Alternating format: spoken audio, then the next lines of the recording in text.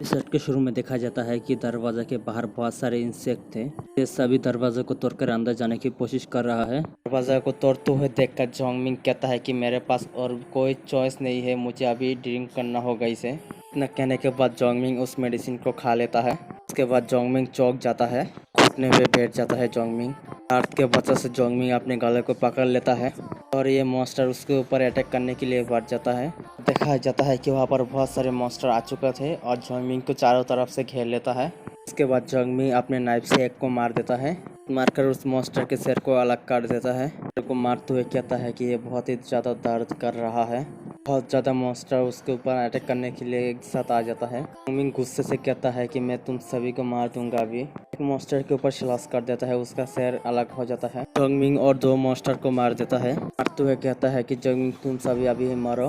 बस सभी मॉन्स्टर को मारने के बाद जोंगमिंग उस जगह पर खड़ा हो जाता है। जोंगमिंग वहाँ से जाते हुए सोचता है कि ये बदबूदार बाघ डेफिनेटली फीमेल क्वीन को फॉलो किया है। अगर मैं उसे नहीं मारूंगा तो फिर वो लगातार आते रहेंगे। दिखाया जाता है कि जोंगमिंग के पीछे और एक मास्टर आ जाता है। ये महसूस हो जाता है जोंगमिंग को और घबरा जाता है। जोंगमिंग पीछे घूमते हुए कहता है कि और ये तो सही समय पर आया है।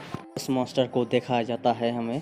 मॉन्स्टर अपने चारों तरफ देखता है कि बाकी सभी मॉन्स्टर मारा जा चुका है। इसी के मारे जोंगमिंग के ऊपर अटैक कर देता है और जोंगमिंग उस अटैक को डॉच कर लेता है। देखते हैं कि उस अटैक के वजह से उस जगह पर एक टेबल था वो गल जाता है। उसके बाद जोंगमिंग नीचे लैंड करता है।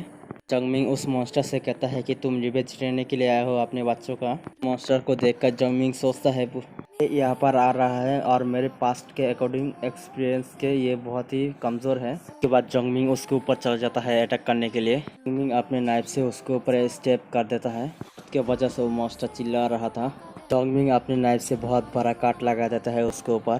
जोंगमिंग उस नाइफ के ऊपर और ज़्यादा प्रेशर देते हुए कहता है कि तू अब मर जा। उसके बाद देखा जाता है कि वो मॉन्स्टर मारा जा चुका था। उसके बाद जोंगमिंग उस मॉन्स्टर के ऊपर से नीचे आ जाता है। उसके बाद जोंगमिंग कहता है कि और मैं जितना स्ट्रेंथ को यूज़ करूँगा उतना ही साइड इफ़ेक्ट बढ़ जाएगा इस मेडिसिन का।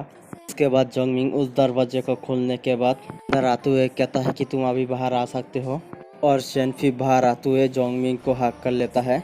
और जोंगमिंग शेनफी से कहता है कि हे तुम क्या कर रहे हो। देखते हैं कि जोंगमिंग शेनफी काँप रहा था। इसके बाद जोंगमिंग शेनफी से कहता है कि तुम किस चीज़ के लिए रो रहे हो, यह तो एक एपोक्लिप्स है।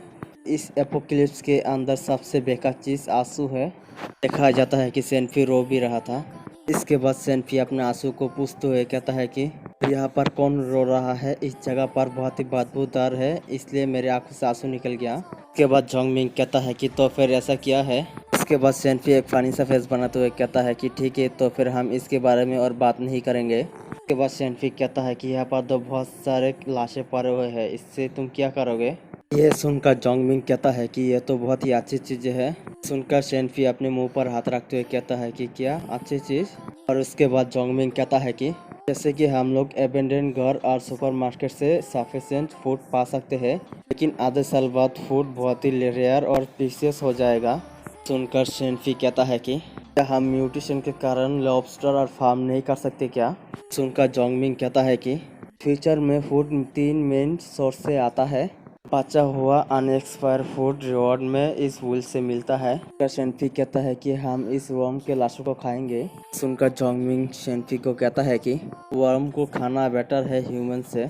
यह सुनकर शेनफी कहता है क्या ह्यूमन को खाना। एपिसोड यहीं पर ही खत्म होता है, देखेंगे अगले एपिसोड बाद में।